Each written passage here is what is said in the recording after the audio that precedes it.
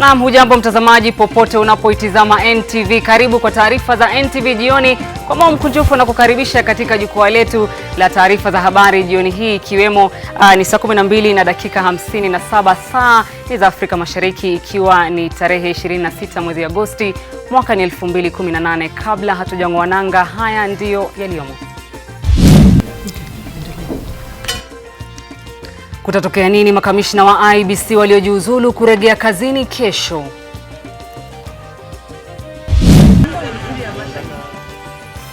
Wakenya wadai licha ya changamoto zilizopo, kasi mpya ya kuinyorosha nchi inaridhisha.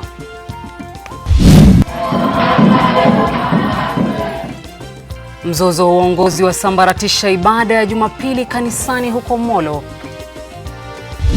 Tunaendelea kusafisha mpaka to the lowest level, tutasafisha wote, so that kama kuna cartel amebaki akuwe ni ule amejificha kama panya. Na tutakuwa na mahojiano ya kipekee na mkurugenzi mkuu mpya wa NYS. Hii ni NTV jioni na Doreen Majala.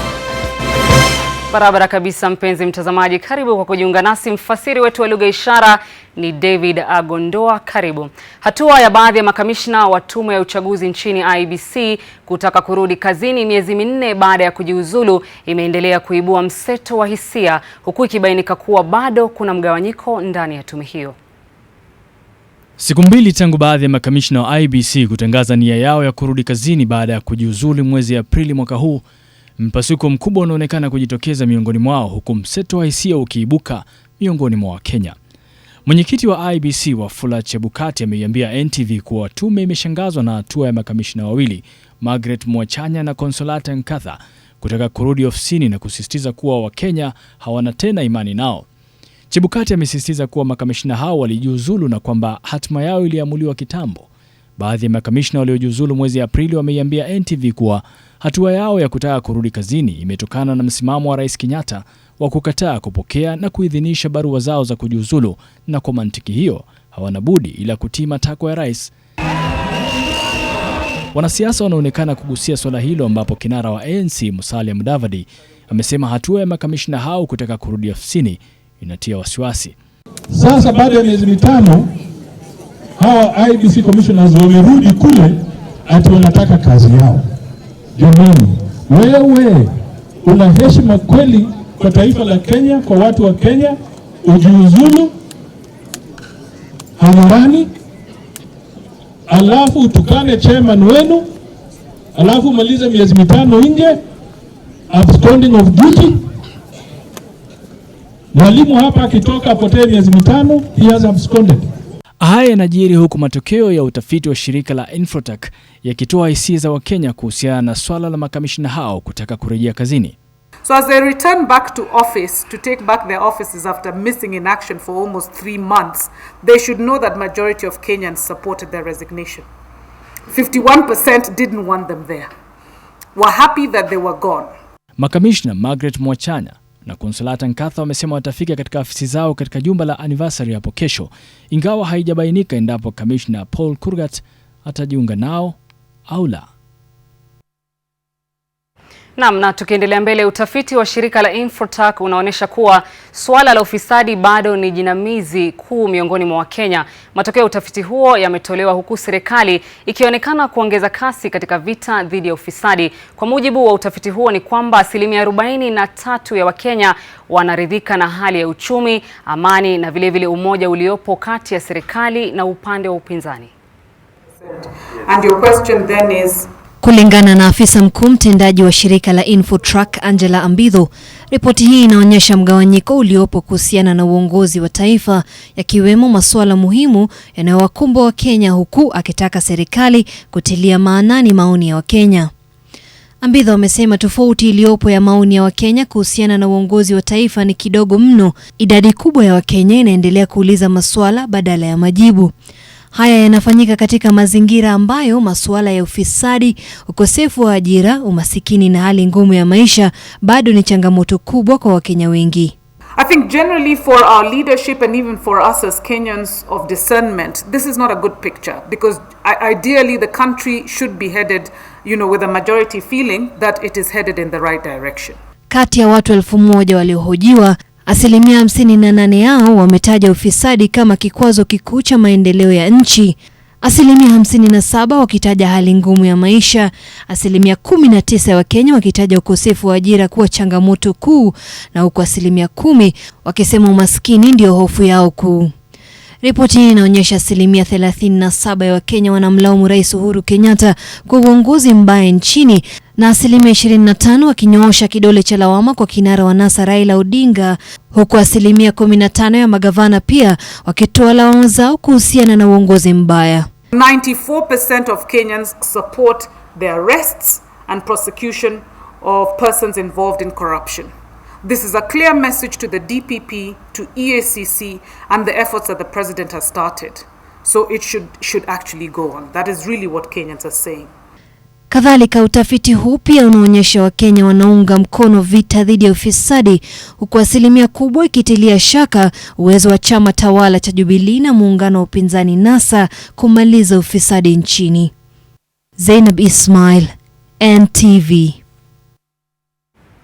Naam, shukrani sana Zainab kwa uchambuzi huo. Tukiachana hayo, naibu wa rais William Ruto amesema kuwa chama cha Jubilee kina msingi thabiti na hakitaterereka katika kutekeleza ajenda zake zinazonuia kuleta mabadiliko nchini. Ruto aidha amepuzilia madai kuwa chama hicho kinagawanyika.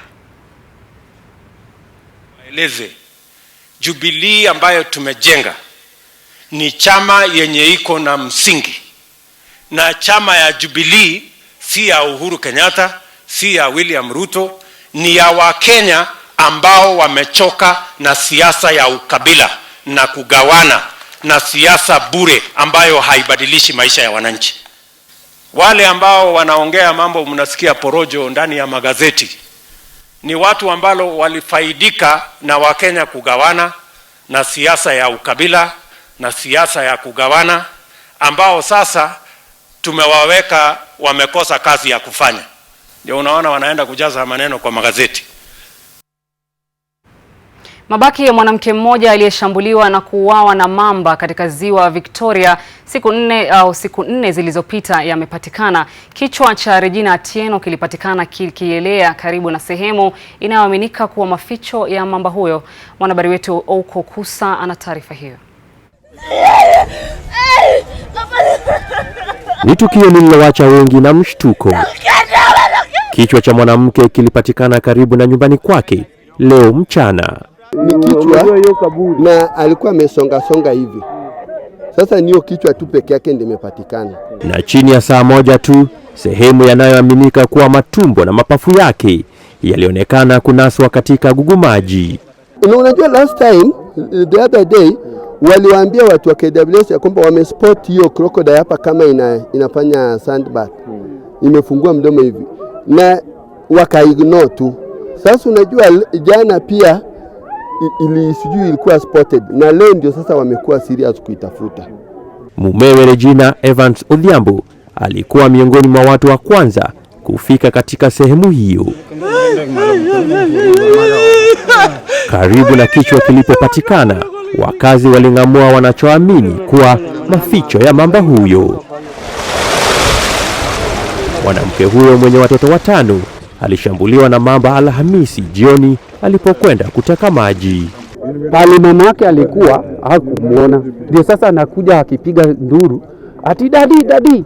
Mami alikuwa ameenda kwa lake kuchota maji na nimesikia akipiga nduru mara 2 na simuoni. Tukio hilo lilitendeka chini ya saa 4 baada ya mwili wa mvuvi aliyeshambuliwa na kiboko kupatikana ufukweni Usoma, kilomita 3 kutoka ufuo wa Dunga, pale aliposhambuliwa Regina. Ouko Kusa, NTV.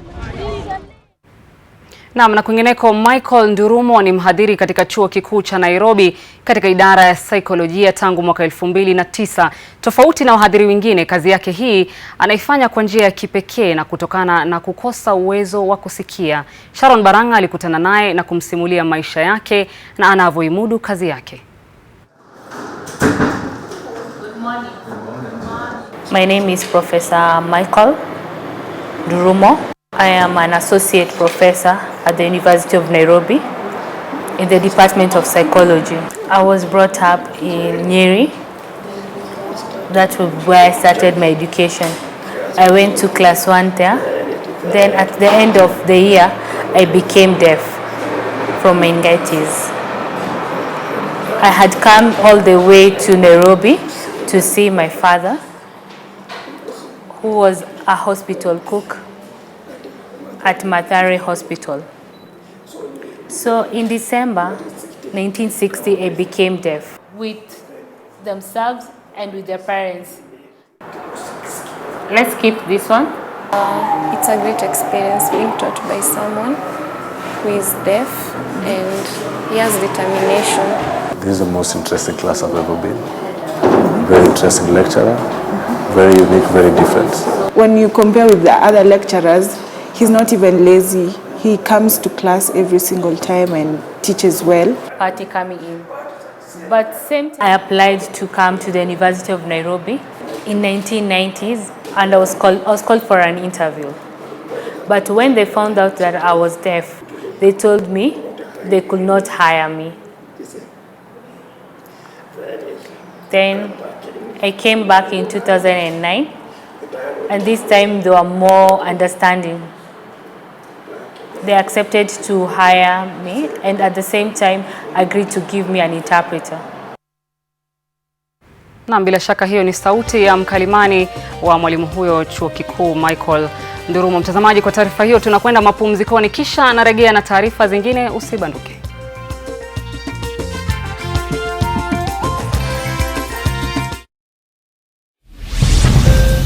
Where did you take the money that you looted from NYS? I would carry them, then transport them to the quarry. But surely, if a hairdresser is paid millions. How many bags did you use there? How many bags? 3 bags. She carried millions in bags and sacks like potatoes.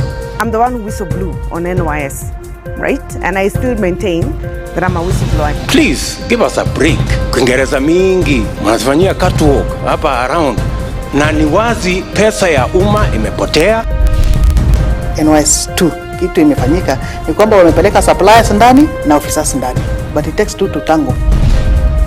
No, tutasafisha wote. So that kama kuna cartel amebaki akuwe ni ule amejificha kama panya.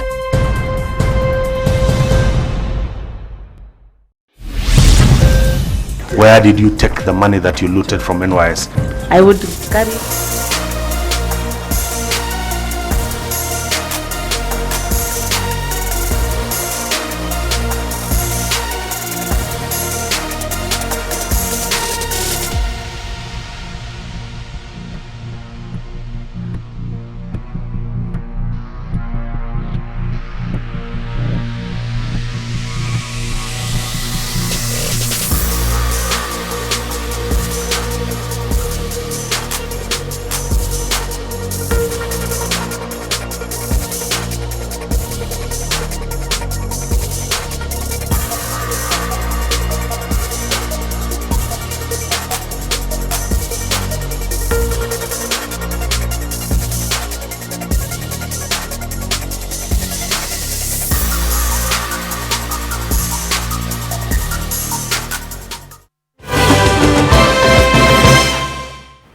Naam, karibu, unaendelea kutazama NTV jioni. Imetajwa kama kisima cha fedha cha wafisadi, imeibua mamilionea wapya wanaotoa huduma hewa. Je, hofu ya kutokea kwa sakata nyingine katika NYS? Jane Ngwiri alifanya mahojiano na mkurugenzi mkuu mpya wa NYS Matilda Sakwa. Alianza kwa kumuuliza iwapo alitarajia uteuzi wa kusimamia idara inayokumbwa na misukosuko na sakata za ufisadi. Ilikuwa kama shock kwangu wakati nilipigiwa simu, nikaulizwa kama naweza kuwa mkurugenzi mkuu wa NYS. Kwanza nilikataa kwa sababu ya ile historia ilikuwa kwa NYS. Nikasema kwamba kwanza nilisema naogopa sana. So wakaniuliza, utakuwa unaogopa ama unataka kuendelea? Kwa sababu ni vizuri kama utaendelea. Nikasema nitaendelea. Nataka sana kupata promotions na pia nataka sana kuwa mtu sio kila saa tunasema unakuwa kwa comfort zone. So nikasema nitajaribu. Tunafahamu kwamba malengo ya NYS yalikuwa mazuri sana, lakini kuna wahuni ambao waliteka nyara NYS. Wanafahamika kama cartels. Na ulipoteuliwa ulisema kwamba uko tayari kukabiliana nao. Na hao cartel kuna wale ambao pia walihusika katika sakata NYS nambari 1 ambao wanadaiwa bado kuwa na ushawishi mkubwa sana huko ndani, na kuna watu ambao mchana wanacheka nawe lakini usiku wanakuendea nyuma. Sijui hizo cartel utavunja vipi? Unajua nimeingia NYS na nimeangalia hakuna cartel. Kitu ambacho kiko na sisi wenyewe ambao tunataka tufanye kazi hatufanyi. Because it takes two to tango. Kama ni wale ambao wanaleta vitu hapa ama wale hawajaleta chochote hapa unawalipa. So cartel ni nani? Ni sisi ama ni wale? Na vile nimekuambia tumesafisha hapa, tunaendelea kusafisha mpaka to the lowest level, tutasafisha wote. So that kama kuna cartel amebaki akuwe ni ule amejificha kama panya. Na pia niliona kwa gazeti kwamba nimesema nitakuja kumaliza cartels na wengine wananicheka. Nikamwambia nyinyi ndio mnanicheka because you are still here. So they know I'm looking at them, they know I'm watching them, and sitawapatia nafasi. Kwa hivyo basi unaweza sema unaambia wa Kenya hakutakuwa na sakata NYS nambari 3. So long as I'm still here. As long as I'm still here. Hakuna. Iwapo itokee? You'll ask me that day, utanipata Lang'ata Women Prison. And nobody is ready to go to Lang'ata Women Prison not at this time. Hata saa hizi nikiamuka asubuhi niambiwe the president has said we are going somewhere, or the CS has said this, or the PS has said this, we must still follow the law. And the president expects you to do the same thing. Follow the law. Haja kwambia break the law. So nobody is special. You must follow the law. Hivi majuzi tumeona kwamba kulikuwa na ile shughuli ya bomoa. Na rais mwenyewe alikiri kwamba kuna watu wanampigia simu wanamwambia unakubali haya yanaendelea vipi, unaweza simamisha.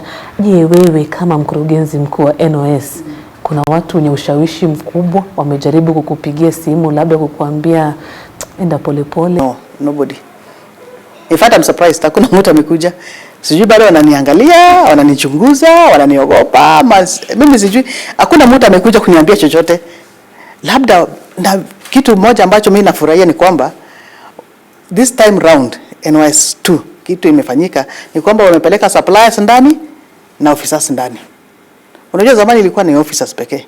So maybe those suppliers ambao wako nje wananiangalia tu. Politically relationship so far so good, wanakuja wanataka tractors na vitu kama hizo, lakini nothing else. Unajua watu wote wanaogopa NYS.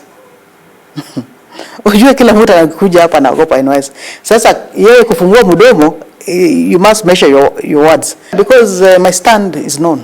My stand is known. I will not entertain those things. Kwa ufupi unasema hakuna mtu ambaye pia anaweza kukushawishi wewe nifanye makosa.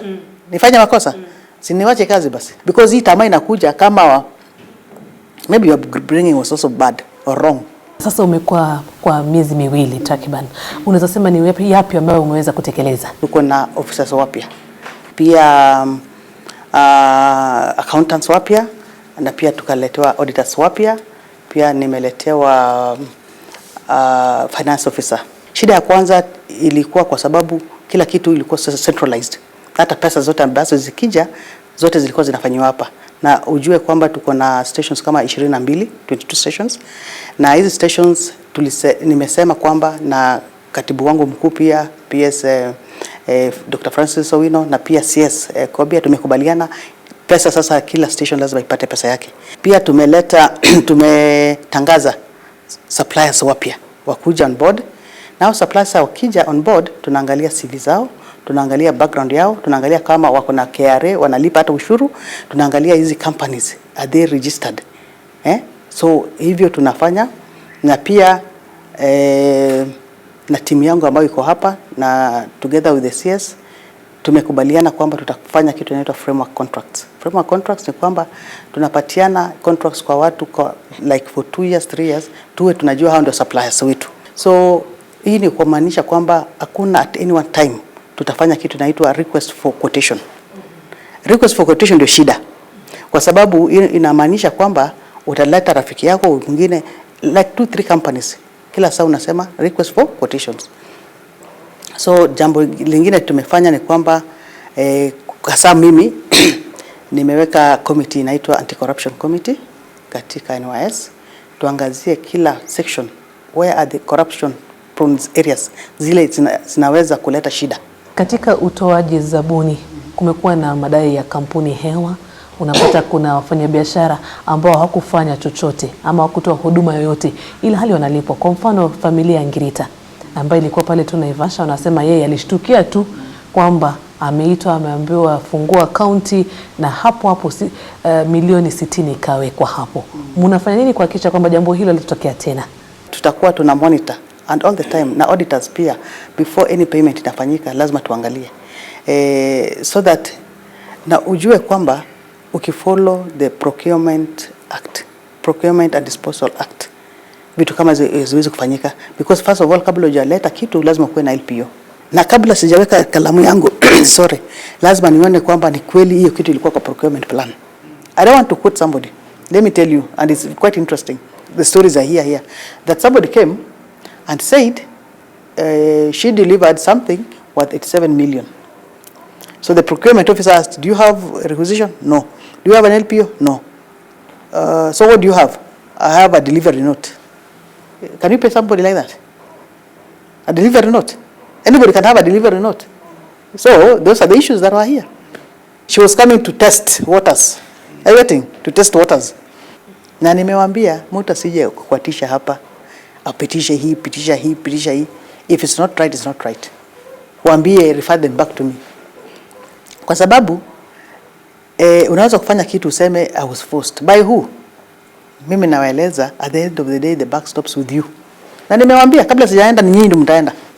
Before I go in, you'll go in. So hakuna kitu unaniambia ati I was forced. By who?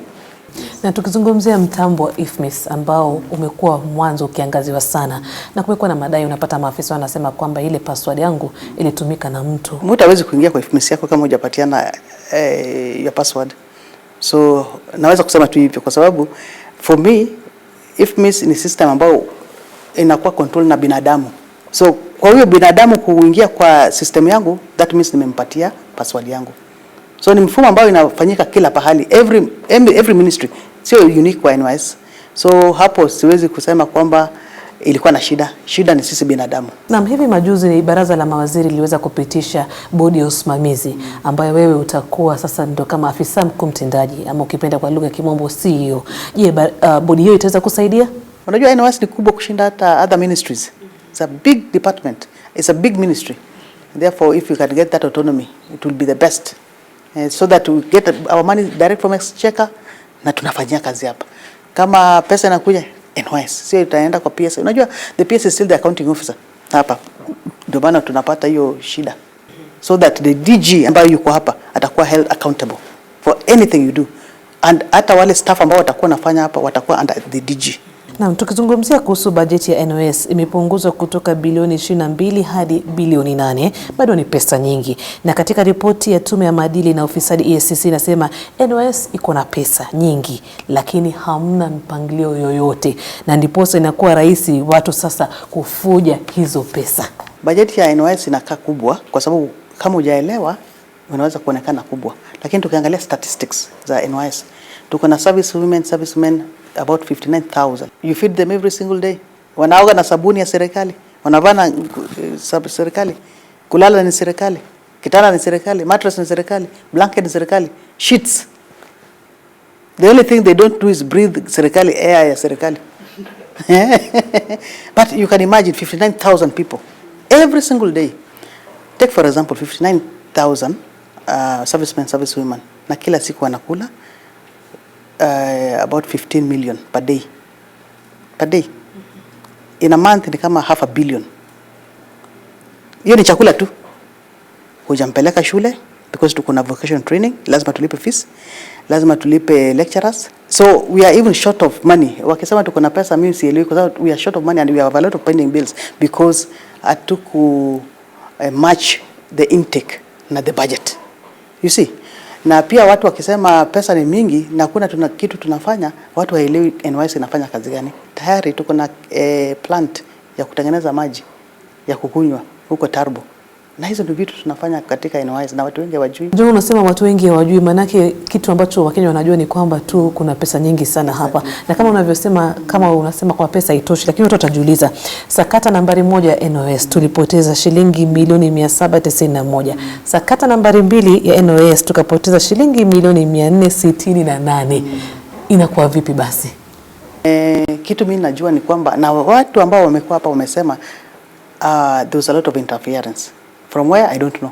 Na kitu mimi nauliza, kulikuwa na interference na wewe kama procurement officer, for example, you are trained. Wewe unajua na unajua kazi yako.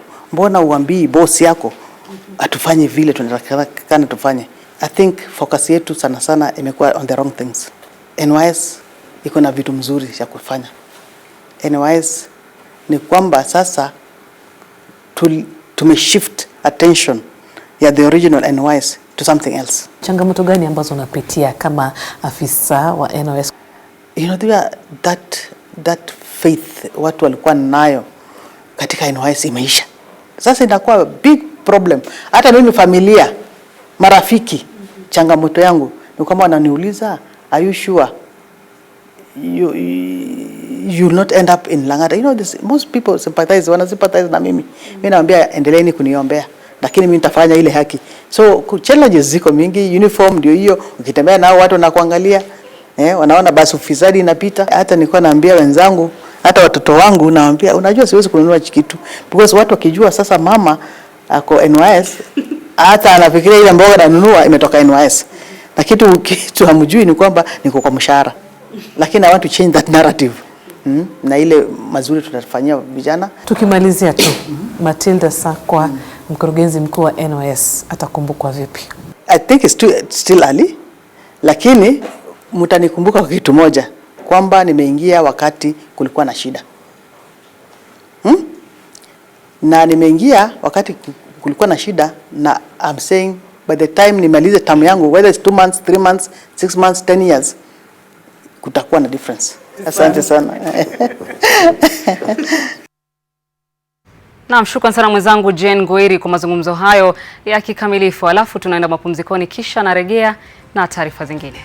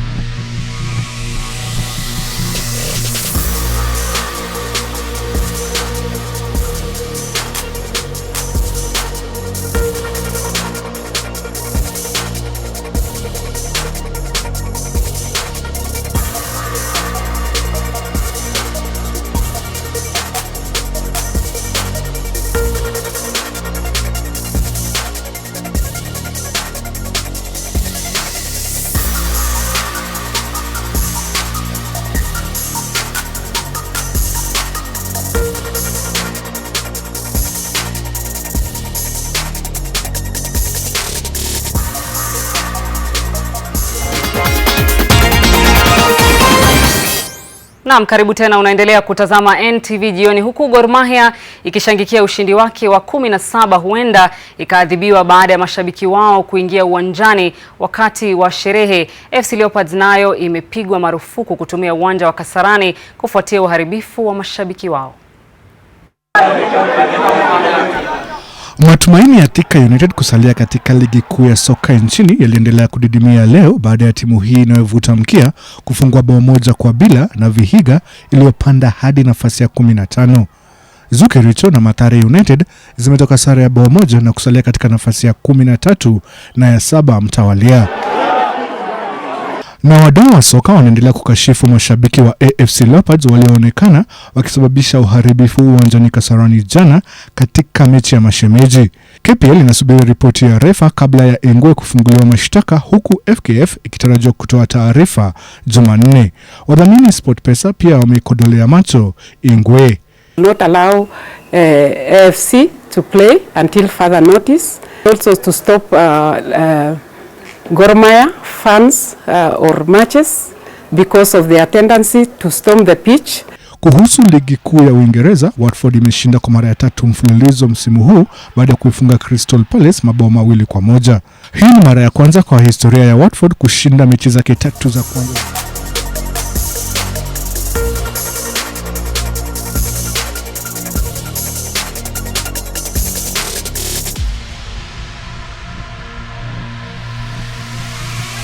Umeibuka mshindi wa mkondo wa driftwood uliofanyika Mombasa. Mchezaji wa Shujaa Nelson Oyo alifunga try ya ushindi baada ya Wanyore na Mwamba kutoka sare ya alama 7 katika muda wa kawaida. KCB ilimaliza ya 3 huku Homeboys ikimaliza ya 4. Mkondo ujao ni wa Dala mjini Kisumu.